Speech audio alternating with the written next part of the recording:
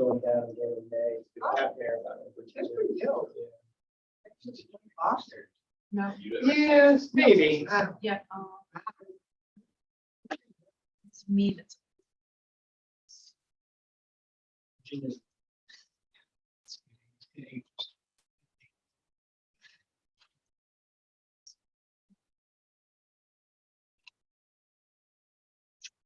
All right, so moving on, next order of business is 3A for the good of the cause. Do we have any emails? We do. Okay. Next is 3B, information for the public, which I don't think we've had any input yet to reply. That brings us to 4A, budget discussion.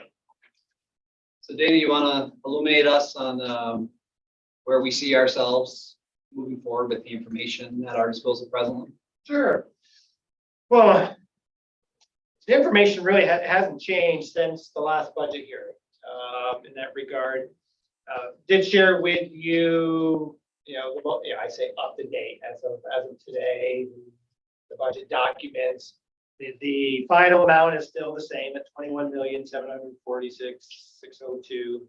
Represents a 3.99% increase. You'll see that in that document, as well as the property tax report part that we'll be voting on later. Tax levy is still the same at 17,177,277.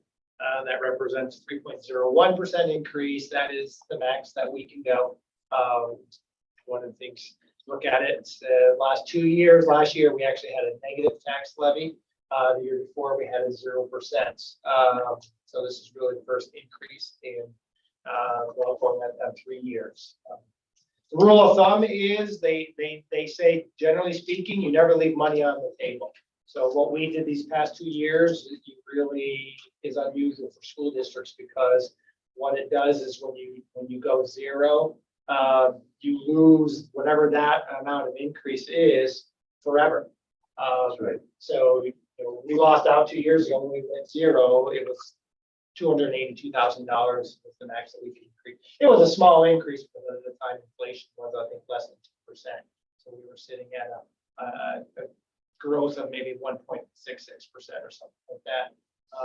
So going forward, we have lost that ability to have that money as tax revenue. But we knew that when we talked about it 2 years ago. That was the discussion. We knew that. But that's just when I brought it up a couple of years ago to my colleagues. They kind of looked at me like, "You never leave money on the table." Well, we are, because we think we can and be fine with it. That still holds true.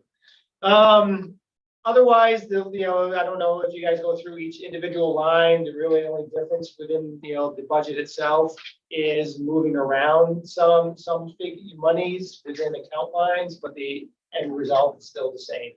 So we're not getting into the weeds, because there's over 100 different account codes to go over. But really, it's just kind of moving money. I think made some adjustment, added some funds to the athletic training account code, and offset that by taking money from somewhere else. I think I moved some money into some maintenance equipment lines. Again, offset that by taking it from somewhere else.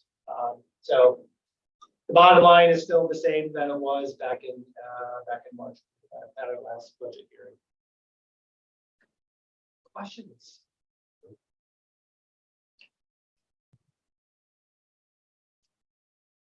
Any word from the state? Well, I mean, as much as I do, which is the extenders now, they have until Monday to approve a budget. And my guess is they'll extend it again. In that regard, as we said, when you look at it, 13-14% of our revenue is state aid. So we don't, we appreciate it and we do count on it, but it's not a driving force. And everything they say is both groups agree that's what is being proposed is probably at the very least at the bottom. That's it's not going to go lower than what the governor has proposed. So that's what we built it off of. And I can tell you right now, just looking at it, what I budgeted for interest is well below what it's probably going to be, but you like to be conservative in that line because, you know, lo and behold, something could happen and rates drop dramatically in the next 8 months, but historically, we've always been conservative on that. So even if there was an adjustment there where, oh my goodness, we've got $30,000 less than state aid, you know, we're going to, it would easily be made up, in that regard. I mean, they got budgeted 15,000 for insurance, you know, as a revenue, we're sitting at $127,000 this far. So, you know, and we're gonna start looking into moving the money over to a 9-class system. So the rate of return should be even better, you know, projecting out for the next year. So that's all I have, unless you have questions on the budget. No. Anyway, any questions, discussion? Thanks for all your work. No, good. Thank you.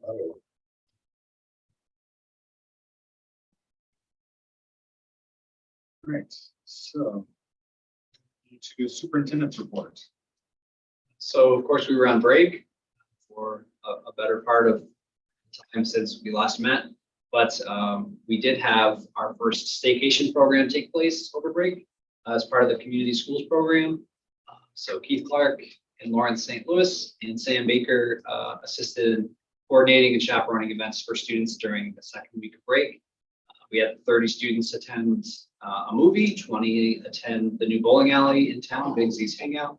14 attend an open gym that was held. 15 students attend Shrek the Musical in Burlington, and 20 students attend a disco skate at the Olympic Center's 1932 arena. Lots of fun stuff that Mr. Clark and his colleagues continue to cook up for our students, and excited to see what happens next year during spring break.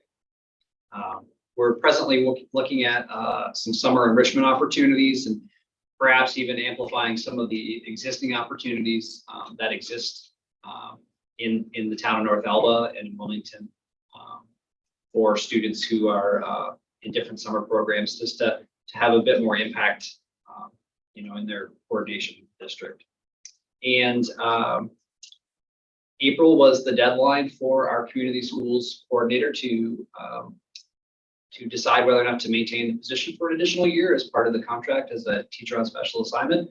And Mr. Clark has agreed to stay on the position for a second year. So we're excited to see Keith continue doing the good work that he's doing.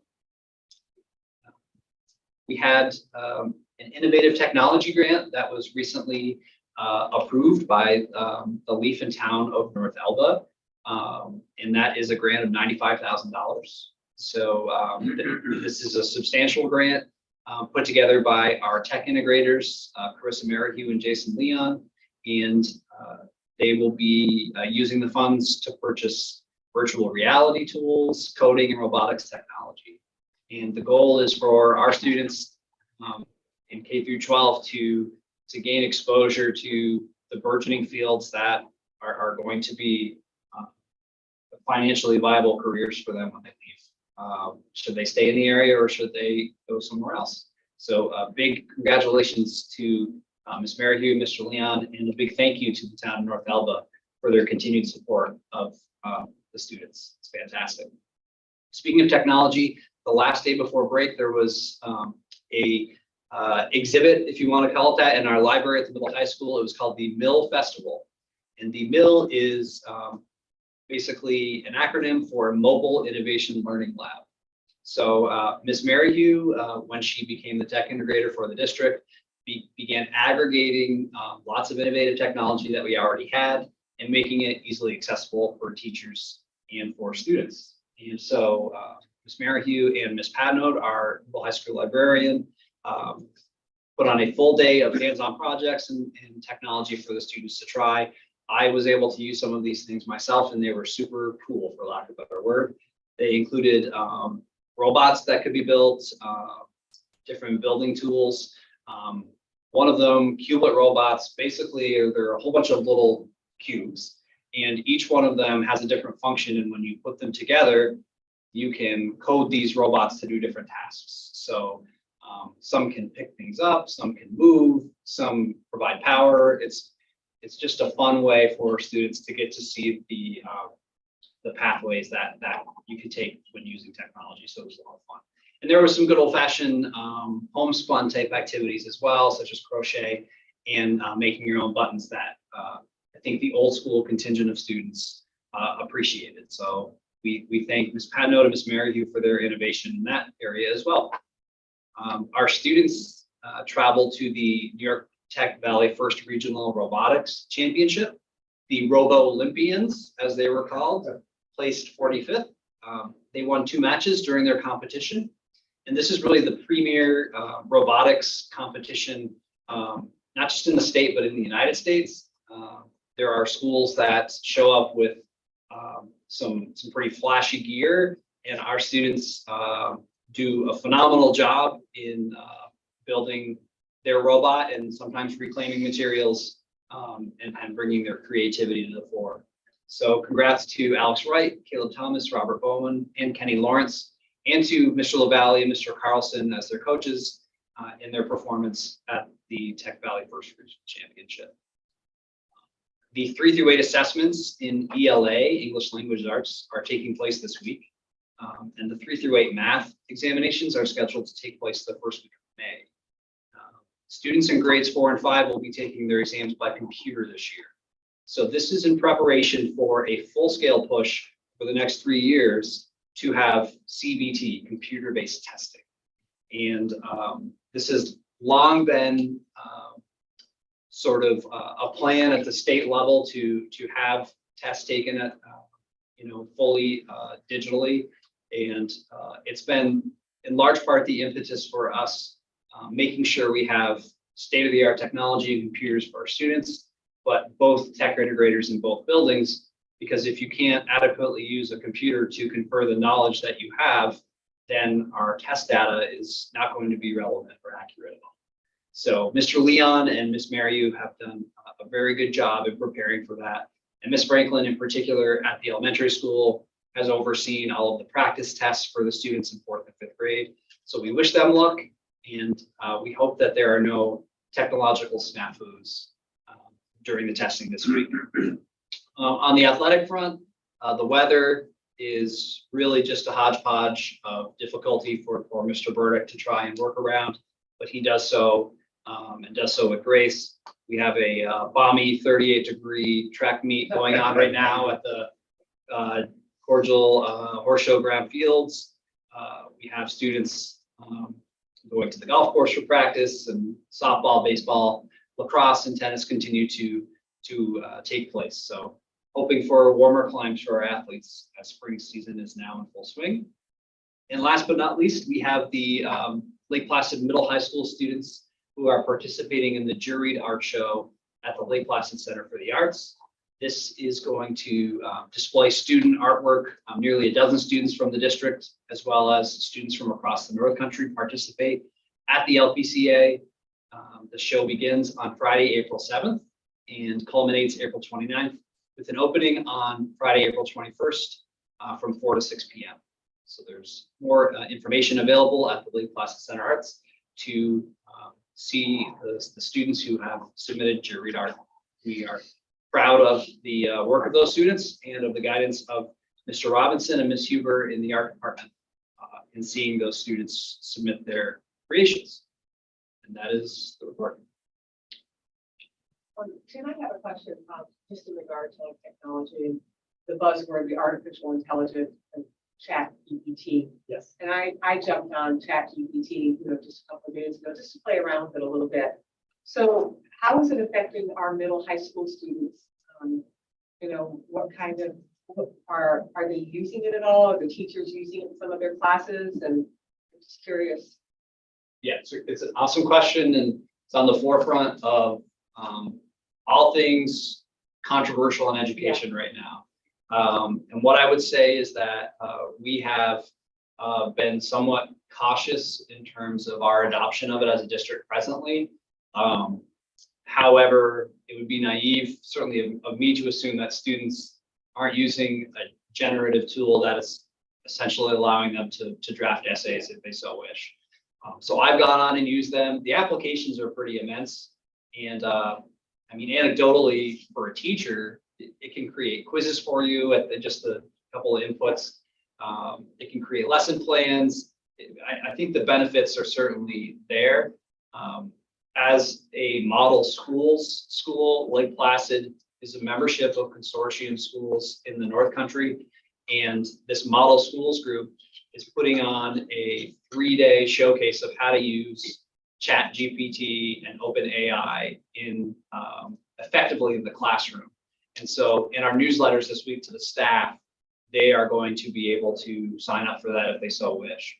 But it is a Pandora's box of questions, and many of which I don't necessarily have the answer to.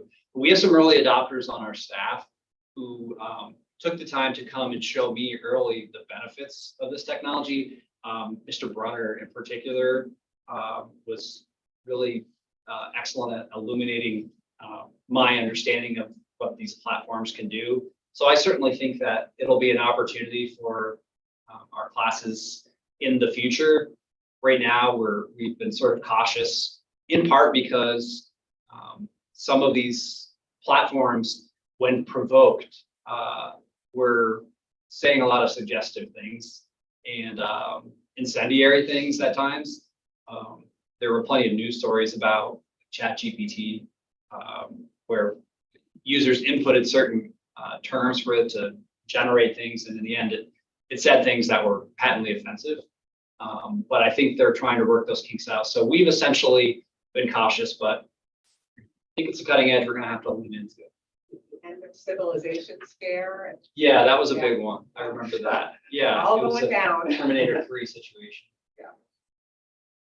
But it's good. I mean, and those of you who haven't had a chance to play around with it, it's amazing. it's amazing. Yeah. It's amazing. Yeah, and it's the technology, the way it educates itself, so to speak. I mean, I think that the term it artificial intelligence may be an overselling of the tech industry. It's as smart as its source material, which is the internet. So, Yeah. From 3 years ago or something. yeah, and it's so like, there's definitely some, yeah, I think that being cautious is probably the best course of action. I agree with that. For Yeah. sure, it is, and there will be all sorts of safeguards in to effect to ensure that people will be doing honest work. We've had a lot of talks administratively about increasing writing in the classroom Yeah. to, offset any AI plagiarism that, might be a temptation for students. Remember the blue books, right? That is blue books. Yeah, blue books. All through law school, blue books. Anybody else have like a PTSD reaction to the term blue book? Anyway, sorry. No, it's all good. Anybody was born after 1985, I understand that reference. You just. You hear stories about them. Yes. One time. Yeah.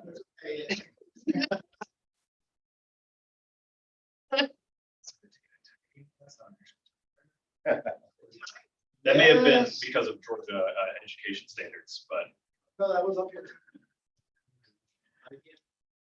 all right.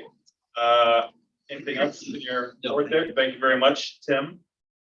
And also thank you for dealing with the bomb, The swatting the incident. swatting incidents while on vacation. Yeah, thanks to the community for their patience and understanding with that situation. That was unfortunate and hopefully not going to be a repeat situations. All right. So there's a little bit of stuff in the executive content for information on the board, for the board.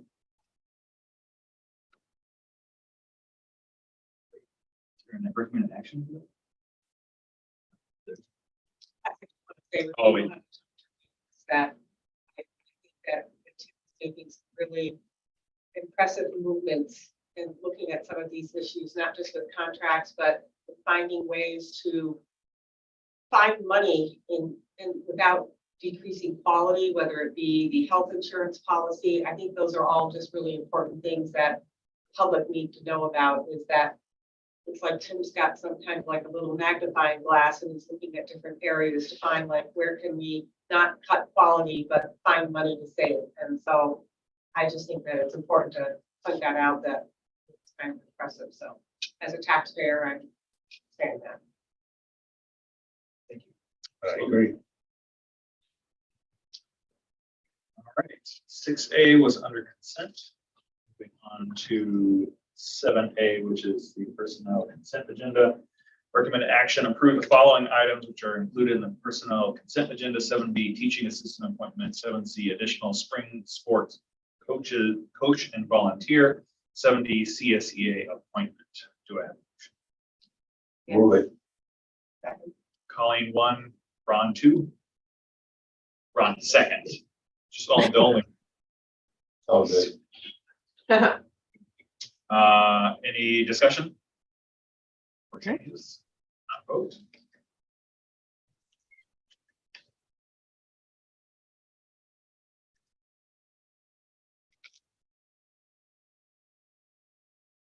Seven, yes. Very much, everyone. This is to 8A, donation acceptance.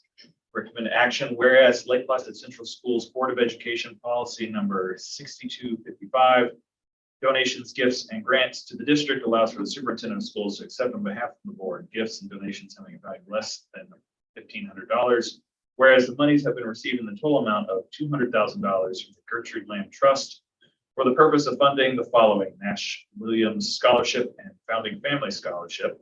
Now therefore be it resolved that in accordance with policy 6255, Board of Education hereby accepts the checks from the Gertrude Lamb Trust in the amount of $200,000 for purposes above. Do I have a motion? I'll second. Thank you very much. How generous.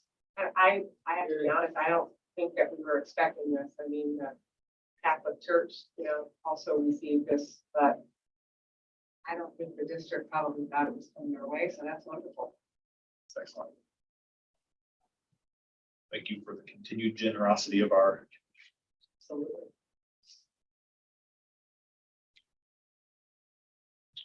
All right, now the big show.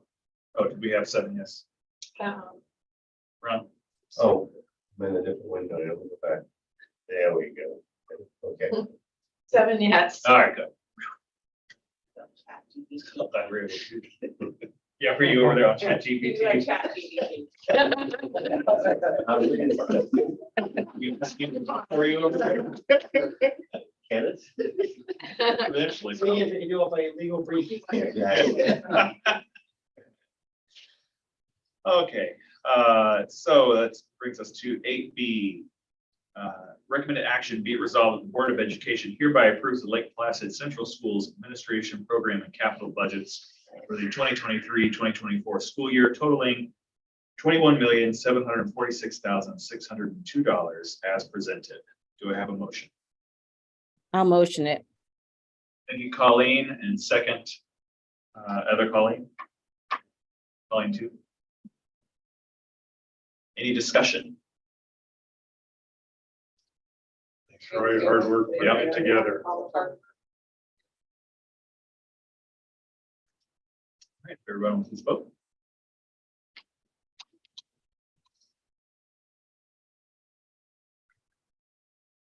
Seven, yes. So thank you very much, everyone.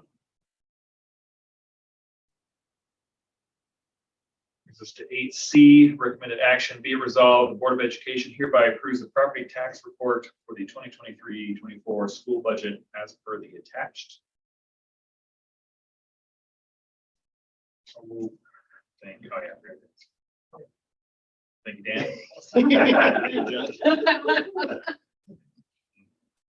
At practice. Discussion.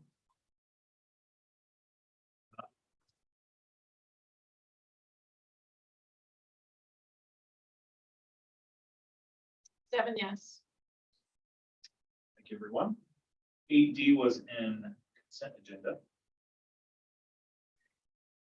That brings us to linking goals with agenda items.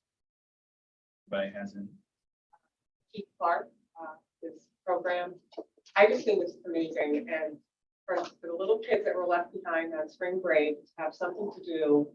And Keith's doing a great job, and then think that there could be something in the summer that he's also doing. I just think what a win-win for the community. So definitely students first and foremost.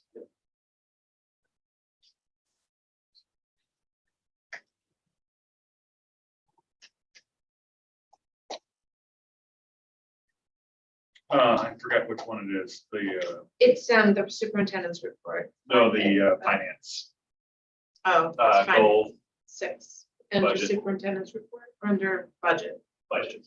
finance. Leave it 6. I know that we're going to increase the levy, but I think, like Dana said, we showed the last several years being able to trim the budget down, and keep it flat one year and lower the next year. I think that we knew that it was gonna increase steeply. And obviously, hopefully, people's memories are longer than 3 years. Well, you average it, it's 1% a year for the last 3 years. So that's a Exactly. glass half full look. And I think That's how you to, look, that's 8%. yeah, and I think that that's, it is what it is. And I think that we continue to look at the budget, like Tim has said, and keep an eye towards making things efficient, but also improving our quality of program for the students that we have.